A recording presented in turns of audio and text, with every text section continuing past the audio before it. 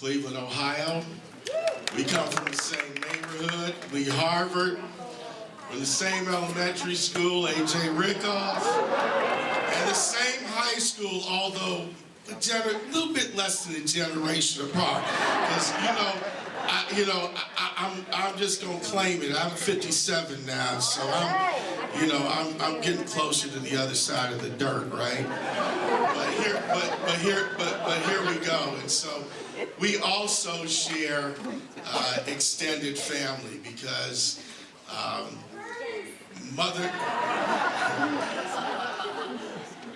one of my great spiritual mothers, Mary Rush, and her husband Roy Rush helped raise me, and they also helped raise Nina in politics as well. And so we all came from the same root, so to speak. So with that little bit of a personal aside, I would like to take the opportunity to introduce our president, Lane Community College, Dr. Margaret Hamilton. Mr. President, it is my great pleasure to welcome all of you to our campus to host Nina Turner in celebration of the vision, the work, and the accomplishments of the Reverend Martin Luther King Jr. Tonight, you are in for a treat. I had the good fortune of hearing Nina speak this afternoon at the University of Oregon. I can assure you she is a breath of fresh air and hope in a time of very negative messaging. Lane Community College exists to those who thought they could never be served, to give access and education to those who thought they could never attend college, an opportunity to every single person that walks through our doors. Lane Community College is up to the challenge of providing hope for education that is framed in access, equity, and education. I'd like to give special thanks to Associate Vice President for Access, Equity, and Inclusion, Mr. Greg Evans. Greg? And a very, very special guest, Yvette Alex Asahenho. Alex?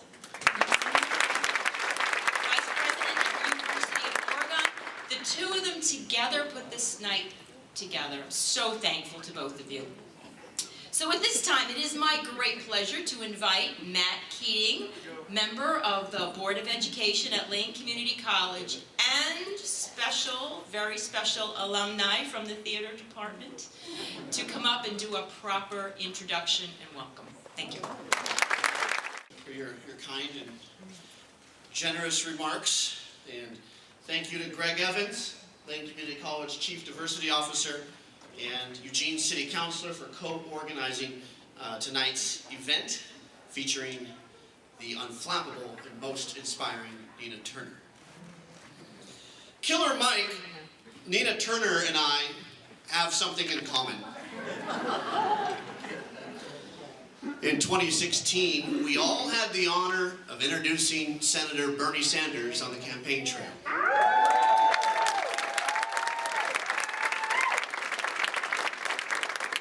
And for those of you who were at Island Park in Springfield in the spring of 2016, you may remember a certain Shakespearean soliloquy delivered by yours truly.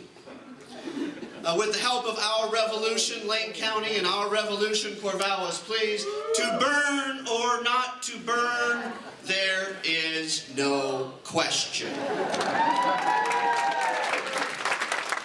To burn, perchance to dream. At our latest Lane Community College Board of Education meeting, I promised my colleagues, mistakenly, that I would refrain from reciting Shakespeare in honor of Nina Turner's visit to Lane Community College. I have to take back that. You see, Nina Turner inspires action, and I can't imagine a better way for this former stage actor right here at Lane Community College to honor you tonight than to bust out a little Shakespeare. Without further ado, all the world's a stage, and all the Breitbarts and alt-right merely players. They have their exits and entrances, while one woman in her time, plays many parts. Her acts being 7 H's. At first, the infant, a native of Cleveland, Ohio. Then, the studious graduate from Tri-C, ultimately earning a Master of Arts from Cleveland University. And then the lover, marrying her partner, Jeffrey Turner.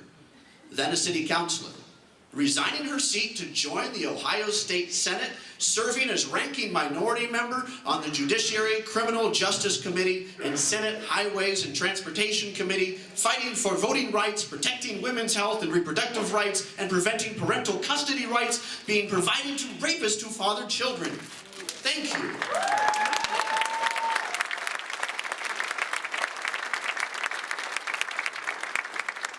Then, from minority whip to a candidate for Ohio Secretary of State, full of voting rights reform, a champion of labor, women's health, and the eradication of income inequality, Nina Turner quotes her grandmother saying, "All you need are the 3 bones. The wishbone, the jawbone, and the backbone. The wishbone would keep you hoping and praying because hope is the motivator, but the dream is the driver. The jawbone will give you the courage to speak truth to power, lift your voice, and it should matter you're in the room, that you're in the space with your voice. The backbone will give you courage to stand through all your trials and tribulations." Nina Turner's 6th age slips into surrogate mode for Bernie Sanders. Becoming president of our revolution and founding fellow of the Sanders Institute, a group of leaders, right? Give it up.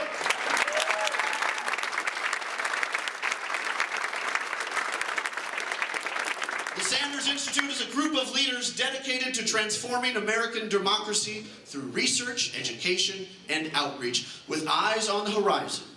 And full of wise saws and modern, progressive instances, Nina Turner has appeared on The Bill Maher Show, Democracy Now!, Meet the Press, and she is a regular political commentator on CNN. The last scene of all that punctuates this powerful, inspirational leader has yet to be written.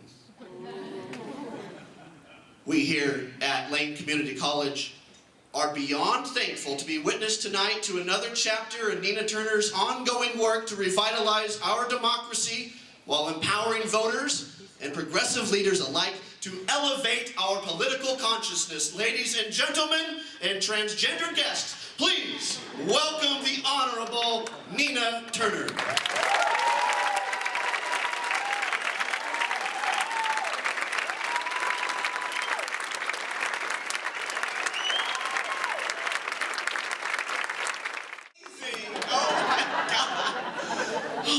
I am just loving it. Loving it. I can't get over that. He gave my whole speech, Madam President. I can't talk about the 3 bones because he's done it. Man, I mean, Greg told me how excited you would be, but my God, he didn't tell me you were going to base this off of the whole world is a stage. Man, I'm loving it.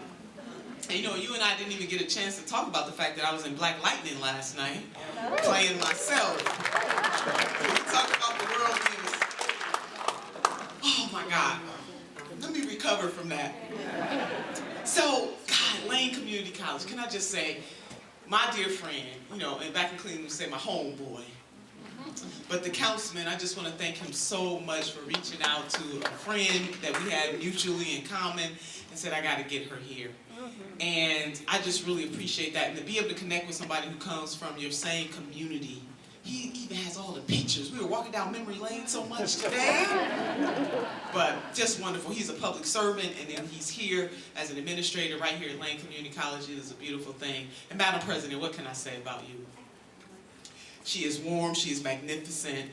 Just has such a heart for the students. And I'm so glad that she left New York to come here. And I really like how she said that Lane Community College exists for those who thought they could never go to college. Access, equality, and inclusion. Baby, that is a beautiful thing. You don't make that kind of stuff up. She is feeling that deeply. Oh my God. And I think, is Vice President Sensa here? Where is she? Oh, and the good doctor. the love of her life, her boo is here too, Dr. A.B. But I just want to thank them both too. You know, was at the University of Oregon earlier today, just felt really right at home. This has been a whirlwind. I've been up since 3 o'clock this morning because I'm still on East Coast time. So, but I'm still feeling just as excited. Might still be the coffee. Or maybe it's the fact that I am here to celebrate the life and legacy of the Reverend Dr. Martin Luther King, Jr.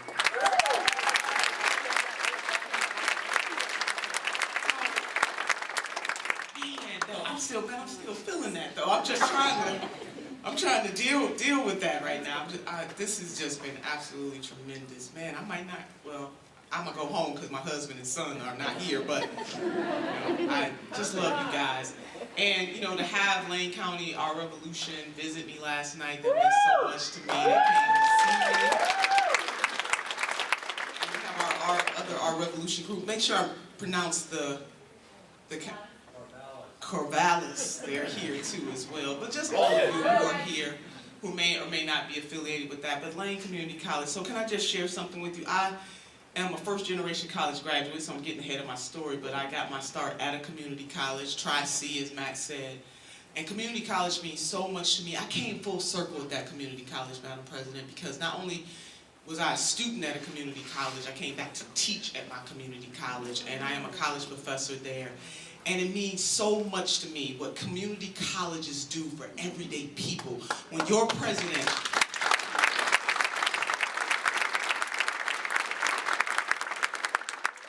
about this institution existing for people who, but for community colleges, might not be able to afford to go to college, might not believe that they can quite fit in. I am a living testimony that but for community college, I would never have been able to matriculate to Cleveland State University. I got my start in an institution that poured into me. And when you are a first-generation college graduate in particular, when you're the first generation in your family to go to college, you have nobody at the kitchen table talking to you about how to fill out FAFSA. You know, talking to you about you're no longer in high school, so you just can't just stop going to college without a consequence. That happened to me because I had a family crisis. And I just stopped going. And I get back there and my GPA is negative. And I'm crying my eyes out because I have F's in classes that I never attended because nobody ever walked me through the fact that there's not a principal in the hallway and nobody's gonna hold your hand. You gotta get through it. And I'll never forget this counselor, Iris Williams. I had tears in my eyes and she said, this is what we're going to do. I'm gonna be on this journey with you. And every quarter you're gonna come back, we're gonna write a plan. You're gonna take all those classes that you got an F in, and I guarantee you, if you give it your best, you're gonna see your GPA turn around. Every year since that moment that I walked into her office and she looked at me like a young woman, she held me in high regard, said, you have a responsibility, but I am here for you. That is what community colleges do. And I made the dean's list every time after that. Man.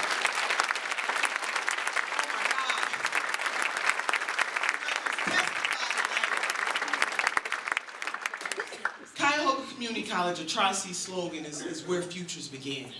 And I am a living testimony that a community college can turn somebody's life around. So Lane Community College, I give it up to you, to all of the faculty members, to all of the people in administration, to the folks that clean the building, to everybody that pours into this institution so that students will have a fighting chance, so that their families will have a fighting chance. I salute you tonight because college, higher education, is one of the greatest equalizers that we have. I think there are two. One is college, but the other, or vocational education, because we can't sleep on voc ed, but also the ballot box. But that's a whole nother story for another time. But anyway, man, I'm feeling good. So, you know, I'm all off my notes. I had to get all that stuff in. So, you know, listen, Dr. King, the Reverend Dr. Martin Luther King Jr. was a revolutionary. He was a radical in every stretch of the imagination. Yeah. And folks don't like to talk about that side of Dr. King. But he didn't go along to get along. He really was fighting against a system of oppression in this country. And when I say system, I'm not just talking about an individual who doesn't like you, or an individual that's a bigot, or one individual that's a racist. I am talking about an entire system in these United States of America designed deliberately to oppress and suppress African Americans. Yeah. That is the kind of revolutionary. Dr. King was fighting against that. Yeah. And so I just want you to imagine what it was like in his time to come up against that. As the councilman and I were talking, you know, at one time, Dr. King was one of the most hated men in this country. We talk about him differently now. But think about everything that he put on the line for causes that were bigger than him and bigger than all of us. And this, you know, he would have been 89 years old had he lived. Had he not been assassinated, he would be 89 years old today. And this year, as you know, in 2018, we know that Dr. King was assassinated on April the 4th in 1968. This is the 50th year of that we will recognize that, his assassination and that of the Honorable Bobby Kennedy. We got a lot of soul searching to do in this country and in this world in 2018 about what we really want to be as a nation. This is it.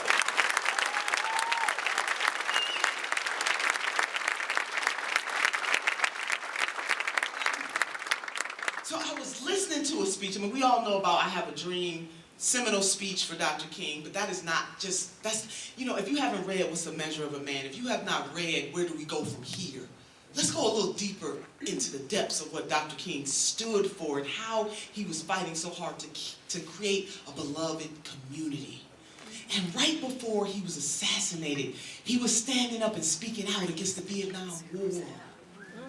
He was bringing black and brown and white folks together for the Poor People's Campaign, talking about the fact that it was sin and shame in the wealthiest nation on the face of the earth, that people would live in poverty. He also said that of all the injustices in the world, that the injustice within healthcare is one of the worst. He said that, and I'm paraphrasing him. So I know that there's an issue on the ballot, 101 here, right here. I believe that Dr. King would support that issue. I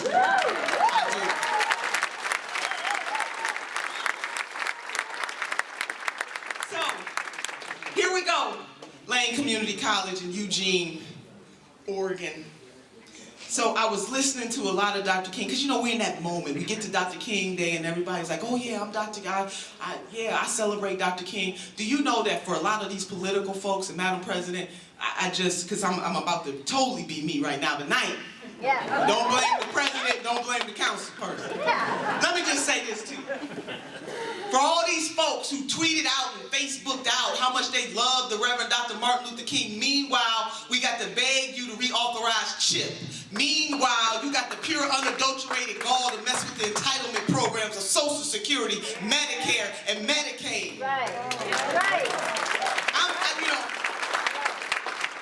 We're over just the talk, you know, just these people to just talk. It is the politically correct thing to say that you believe that you are a champion and that you reverence the Reverend Dr. Martin Luther King Jr., but do you really? Because if you did, you would understand the measure of the man who is fighting against a systemic hypocrisy in these United States of America in a way that could get you killed. I remember reading about when he was at a meeting, was told that his house was bombed. Can you imagine, pretend that you were him and to find out that your house was bombed? There was no text messages. There was no Facebook and there was no Twitter. And somebody had to come and tell you that. Meanwhile, your wife and your children and a neighbor are in the house and they escaped.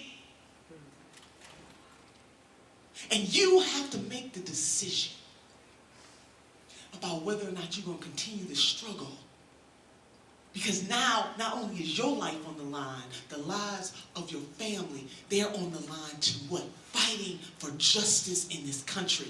And Dr. King answered the call. He said, I will keep on going. I'm going to keep on keeping on. That's heavy. That's Dr. King. He challenged the system. He said we need civil rights in this country. He challenged the system. We got to have voting rights in this country. He challenged the system. He went Davis to be with the sanitation workers, the poor people in that city, and said, I stand with you. He challenged the system. And as he reflected, as he moved from just civil rights to look at the devastation, FBI was running counterintelligence against African-American freedom fighters. He was one of those. Malcolm X was one of those. Our own government doing that against people who were only fighting for African-Americans to be treated like equal citizens in these United States of America. Do people really understand what the Reverend Dr. Martin Luther King stood for and all of his contemporaries? And as a gentleman reminded me tonight, let me just say, ladies, that there were a whole bunch of organizing women right by his side fighting this fight.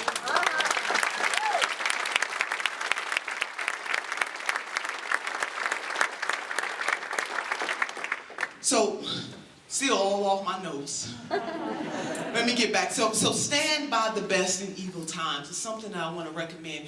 If you have not listened to Dr. King give this speech, it's about 25 minutes. It was put out by the LCC. I want you to think about this. He said, darkness of the day, nationally and internationally. I'm paraphrasing Dr. King, but I think that this is ideal for our time because some of us feel heavy.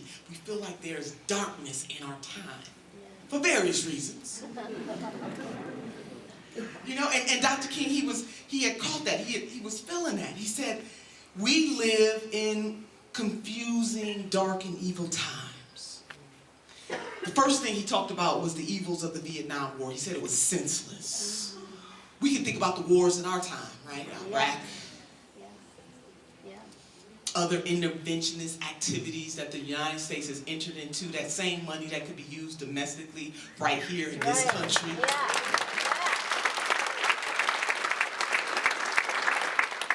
He talked about nations of the world who have a contest over who will hold supremacy.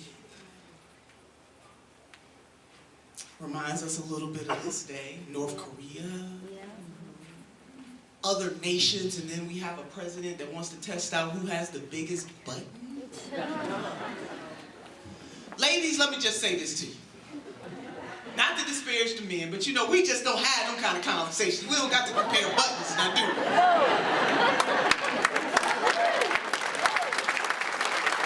We get in the room, we just work it out, right? The sisters just work it out.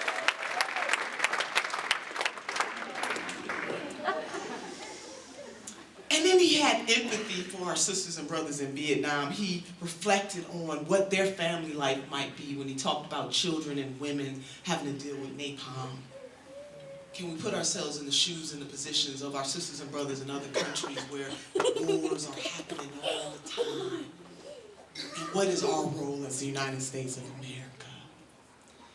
He also said that if we don't change course, that the untimely death of not just an individual, but humanity is on the line.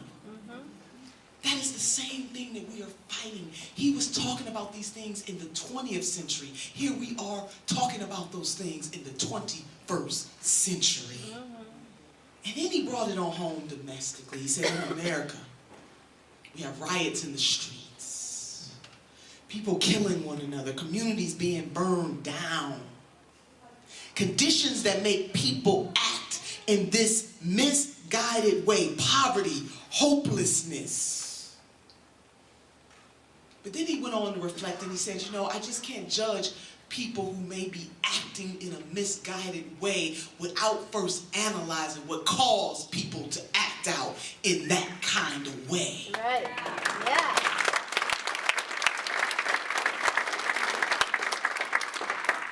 Stand by the best in evil times. That we must understand that we need each other, that we must live together, that we must work together, that we must fight together, we must shout together, we must reason together. But everything that the Reverend did, he did it in love. Love, I would argue, is the fiercest of them all.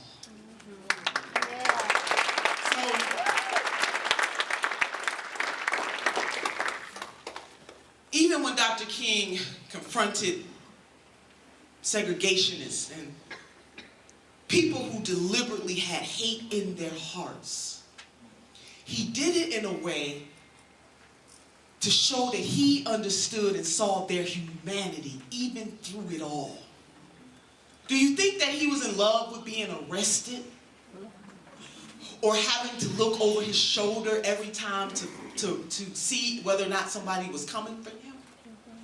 That knowing that he was putting his livelihood and his life on the line, but he still preached love. So Dr. King once said that darkness cannot drive out darkness, only light can. And he said hate cannot drive out hate, only love can. He loved this country enough to confront its hypocrisy against its black citizens. He loved this country enough to evolve as a thinker, as a leader, to say that the Vietnam War is wrong.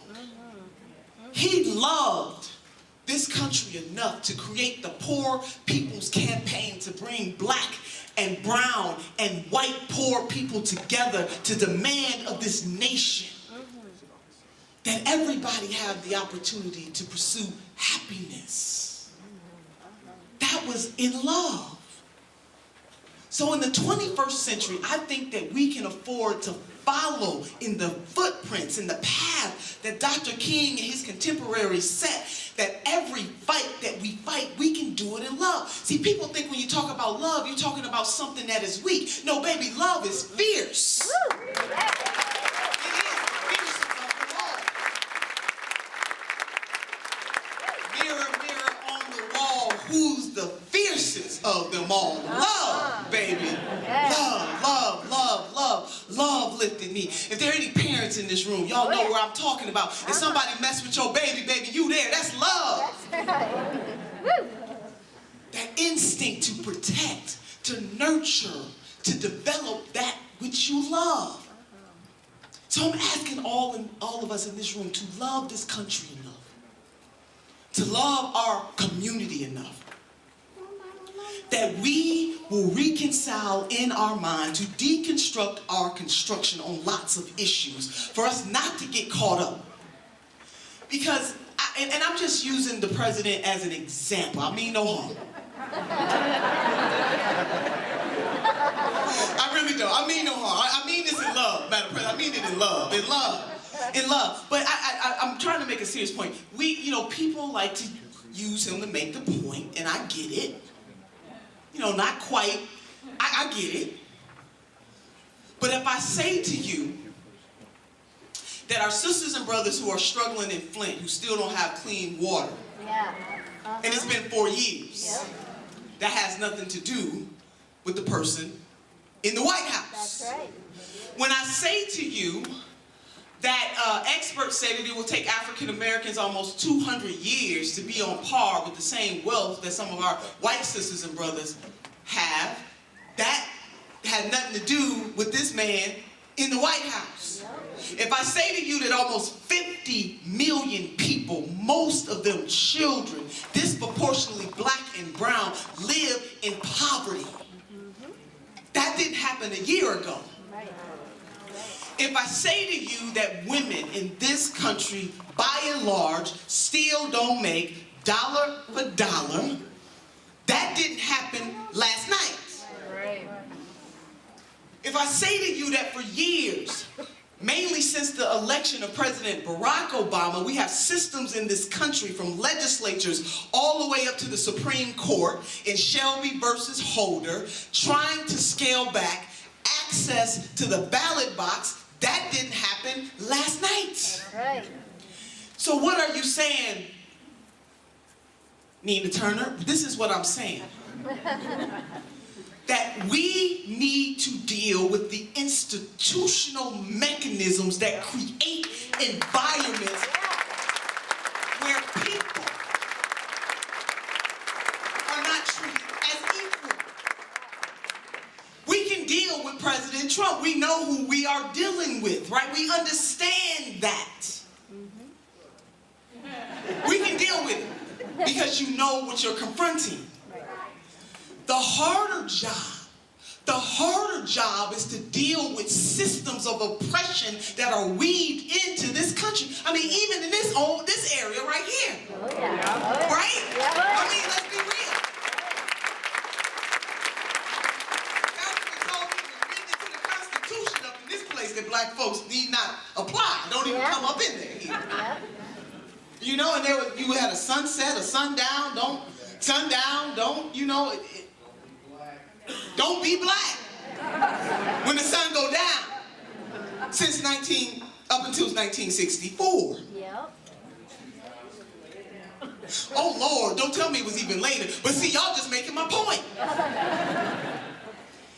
That is a system that is bigger than the man in the White House. Yep. Now we got to deal with him, no doubt. But the biggest work, the heaviest work, the more intense work is dealing with institutions that perpetuate this kind of stuff, generation after generation after generation after generation. Love Yeah. is the fiercest of them all. Woo. So we're going to do this.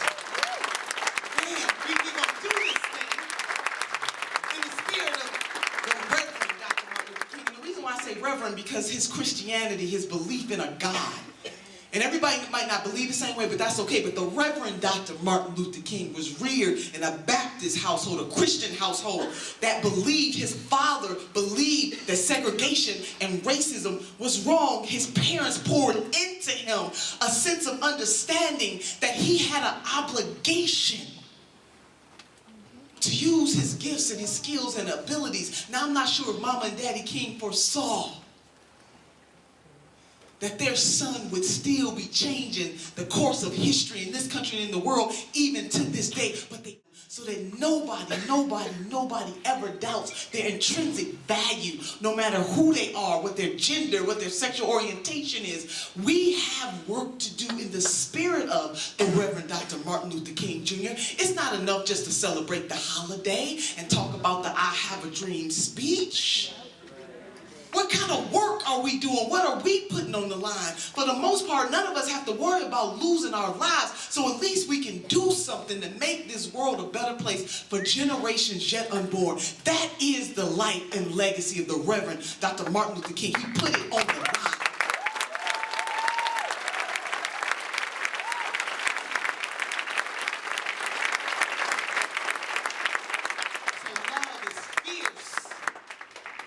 And we can love our sisters and brothers who don't think the same way that we do. Now, I know it's hard. But I just want you, when you feel like it's hard, I just want you to think about Reverend Dr. Martin Luther King. Say, I can do this, I can do this, I can do this, and I mean this. Because you can't win people over by tearing them down. Stephen Covey once said, seek first to understand and then to be understood. We don't do a whole lot of trying to understand where other folks are coming from. We too busy tearing people down. And I'm talking to the liberal folks in this room. If you really do believe that what we believe is the answer for society, the answer for humanity, then we wouldn't tear people down trying to do it. Folks don't have to believe this is the United States of America. We are a nation of choice. And we might not like other folks' choices, but that's the beauty of this country. And so if we are thinking on a higher level, if we're working for things that are bigger than ourselves, we have to be able to reason with somebody without tearing them down.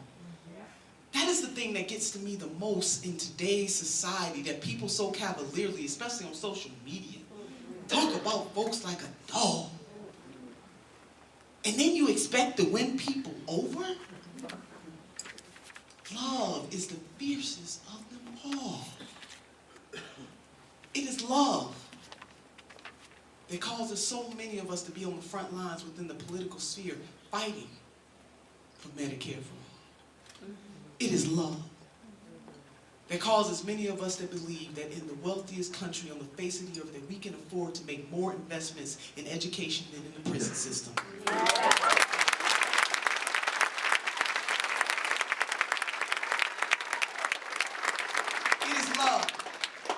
that forces us to say that working class women and men in this country should be able to have paid leave and not worry that if they get sick, that they're going to lose their job. It is love.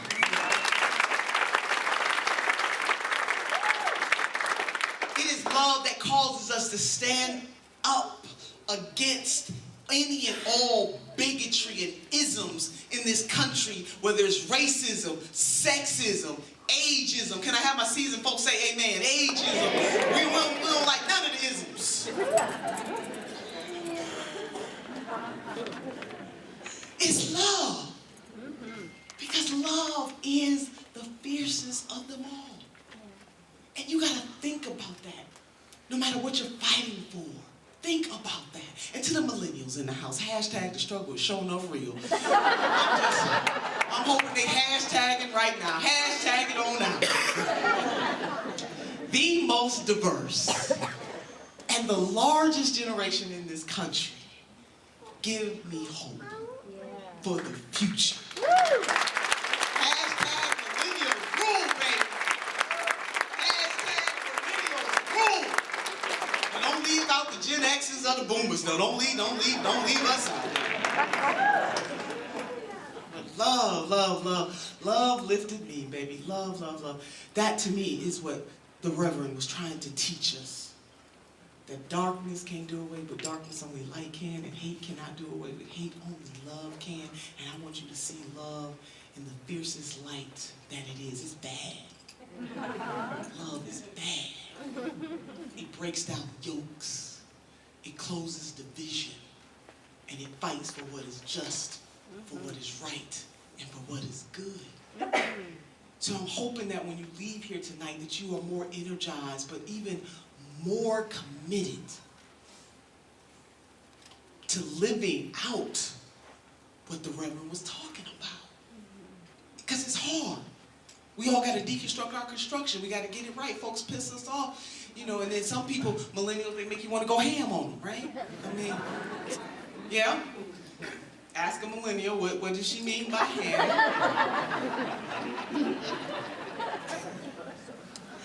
But you got to resist your natural inclination to do that.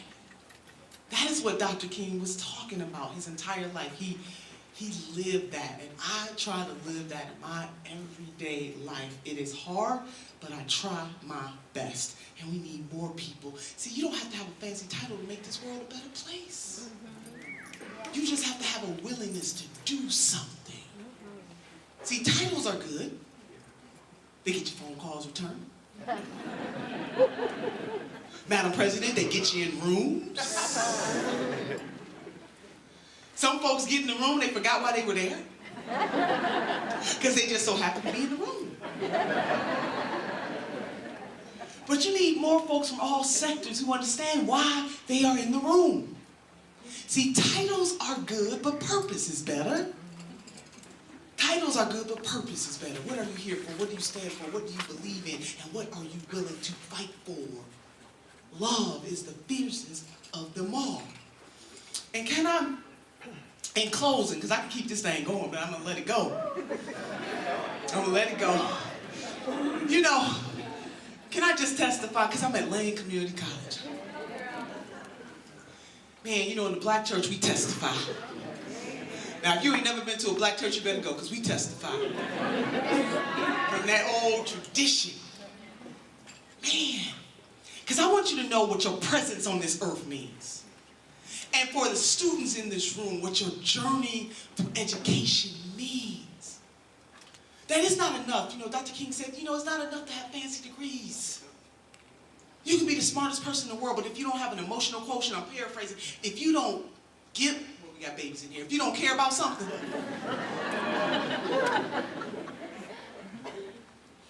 what use of it? What use is it? So for me, I got my start at community college, as I said to you guys, and Matt talked about it a little bit in his introduction to me. But how I got over, my soul looks back and wonders how I got over. And I'm the oldest of 7 children.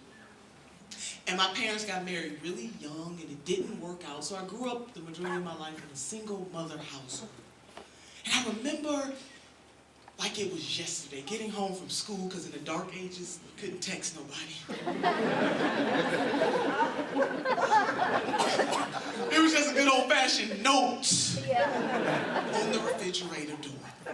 So I got home from college, you know, got my GPA up, I'm on the dean's list and everything, I'm excited. And there's a note on the refrigerator door instructing my husband and I to go to the hospital because my mother was there. And Lane, Eugene, Oregon, I wasn't ready for this. I got to the hospital with my husband and announced myself, and a nurse leaped from her seat and she escorted my husband and I way back into the hospital called a family room. And when I got there, all 6 of my siblings were already there. They were already there. I have a brother who's the second oldest. He's 6 feet 5 inches tall. Everybody was crying, even him. And I knew that everything was not right, that something was wrong. The doctor walked into the room. She said, "Family, I hate to inform you, but your mother is in a coma." And I asked the doctor, could I go see my mother? And when I went to her room, I wasn't prepared to see her tongue hanging out of the left side of her mouth. And her eyes just rolled to the back of her head. And I had a moment. As I could no longer contain myself, as the tears started to stream down my face. The doctor told me as the oldest. About a week or so later, she said, "Nina, your mother is in a coma, and she's not coming out. And you have to make the decision about when to pull the plug." Lane, I had a flashback of a mother who was not perfect, who struggled, who was a single child in a very solidly middle-class household, a mother who could have been anything that she wanted to be. But how many of us know that life is hard and people run the race at a different pace? Yeah, that's right. I started to think about all the sacrifices that she made for 7 children, even though we were transient, even though there were moments where 7 children had to sleep in the same room, even though there were moments and times when we didn't have food to eat. There were moments when my mother couldn't pay the electric bill and she was too embarrassed to tell us, so she had us in the living room praying to God to turn our electricity back on.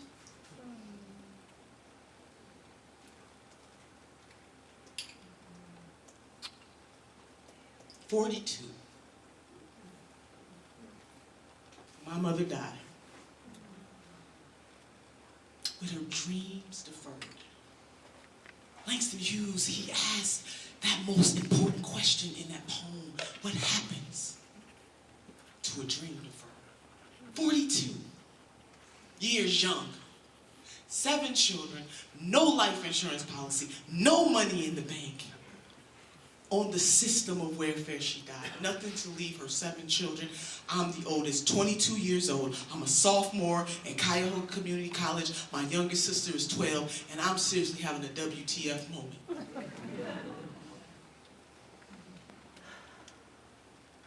But it was because of love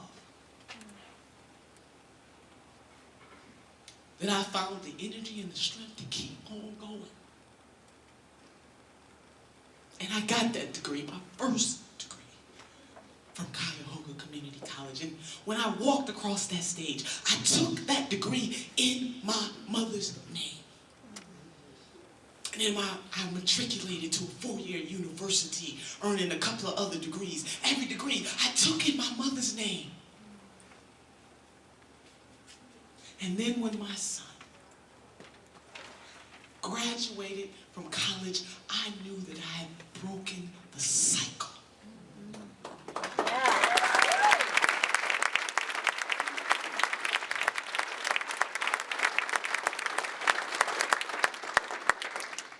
You would have the strength to do. I tell that story not to depress you, but to lift you, because those of you who especially work at this institution, think about me in that classroom. You never know what people are going through by any given moment, what they are enduring at any given moment, and how what you say can lift them or doom them. We must speak life into people. And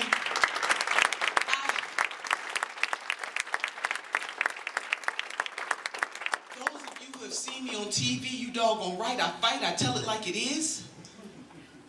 Because I am always for the underdog. I am always for the person that society has given up on. I must be, because that is my orientation.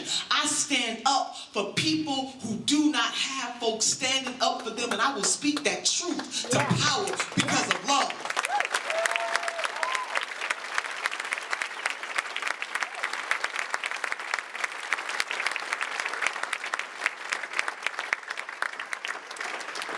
I also do it because I don't want anybody else's children to have to wonder what happens to a dream deferred. And that is all of our responsibility. So no matter what side of the political ideology, none of that stuff matters. Fundamentally, it is what we do for each other in this lifetime and what we are willing to sacrifice and give for generations yet unborn. That is the legacy of the Reverend Dr. Martin Luther King. Fierceness at all times, but doing it in love. Challenging systems at all times, but doing it in love. Standing up for the downtrodden at all times, but doing it in love. And guess what? It is all of our responsibilities. It's not just the person next to you. Look at the man and the woman in the mirror, baby. It is you. It is you. It is you. It is your assignment. And guess what? Our assignment is so high. We can't get over it. And our assignment is so low. We can't get under it. And our assignment is so wide. We cannot get around it. Love is the fiercest of them all. And if you don't believe what we can accomplish in this country, I remember I was just talking to Kelly over at the University of Oregon, and we were just thinking about how heavy these times are. But think about how heavy generations before us had it. When Dr. King was fighting, he was fighting against not just segregationist governors, elected folks. It wasn't just one person, for the most part. It was an entire system that was run by elected officials and other folks that were determined to keep black and brown folks and poor white folks down. And in our day, in the 21st century, we have an obligation to do something about it. I told you almost 50 million folks in this country live in poverty. Most of them are children. What are we going to do about it? Almost 1/3 of the world's population has to deal with poverty. What are we going to do about it?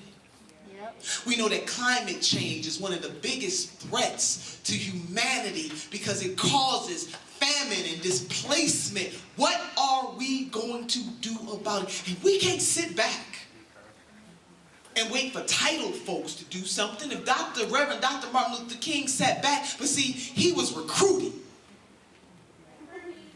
Because folks saw something in him and they said, oh, we got him. We're going to recruit him. And he was able to use his gifts to transform not just this nation, but the world. And here we are 50 years later, still talking about his magnificence. And we're not talking about it because he didn't do anything. We're talking about it because he changed this country for the better through his work and his willingness to love. Love. Love. Love is the fiercest of them all. So I'm going to close now. I got it all. I'm ready. It says, Matt, he already did the 3 bones, so I'm going to close with the president. You want me? Okay. No, I'm not going to do it. You did it. You did it. You did it. Let me just close with this. Man, I thought I wasn't going to have no energy, Lord. I could run around this room. If I had my Converse on, I would be running. I love you guys. And I mean that. And I want you to go here renewed, that we need each other. Man, don't we need each other. God, we need each other. And we cannot be self-righteous. Please, y'all. We cannot be self-righteous in this fight. And I know it's hard. But we can, conscious-minded people from all walks of life, we can make the difference. We can't just think about the history of this country. Any great movement, you name it, it came from the grassroots, not from the grass top. It came from determined people. we can turn it around. So I'm feeling President Nelson Mandela, but I'm also feeling Congresswoman Barbara Jordan. You know, they come talk to me. I'm always feeling the Congresswoman Shirley Chisholm, because I am unballed and unbossed. So you best believe that. They can't do nothing with the system. But, you know, what Congresswoman Barbara Jordan once said, and I remember when I landed in Austin, Madam Vice President, I landed in Austin, I went to baggage claim, and I saw her statue. And I'm communing with the statue. I know folks was like, this chick that just lost her mind. No, I was feeling the vibe of the Congresswoman coming through the statue. But this is what she once said. She said these words, follow me on this. She said, what the people want is simple. They want an America as good as His promise. Right? That's what we're fighting for every day. That's what you do at Lane Community College.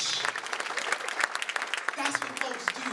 You're fighting for a community as good as His promise, right? A city as good as His promise, a state as good as His promise, a nation as good as His promise, and a world as good as His promise, because we are citizens of the world. What happens in India matters to us. What happens in China matters to us. What happens in North Korea matters to us. We are citizens of the world, and as a hegemon nation to whom much is given, much is required, we owe it to ourselves in our day and our time to do what is necessary at home, but we can't forget about our sisters and brothers abroad. Love is the fiercest of them all.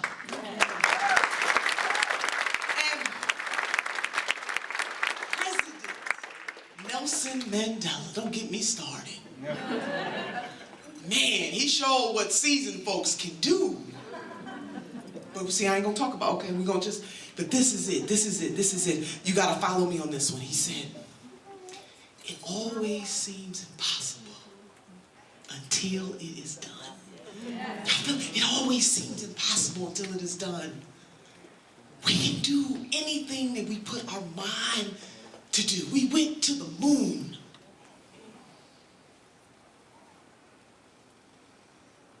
We abolished slavery.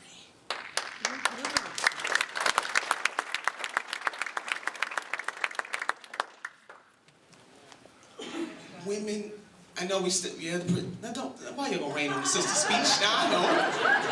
The 13th Amendment to I got you. If y'all ain't seen 13, watch it, you right. Y'all know what kind of slavery I'm talking about. Even though we do have to deal with that in other parts of the world. We do have our sisters and brothers over in Africa primarily, in certain countries where that is still very much a reality. We do have to be cognizant of that.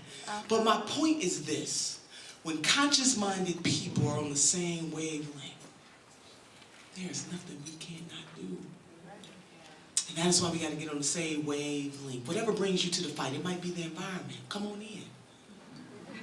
Women's reproductive health might bring you. Come on in. Eradicating income and wealth inequality. Come on in.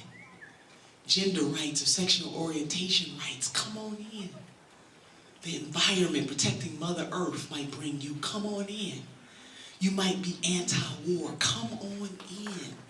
You might care about making sure that children's education and futures are not based on the zip code they live in or how much wealth their families have or have not. Come on in.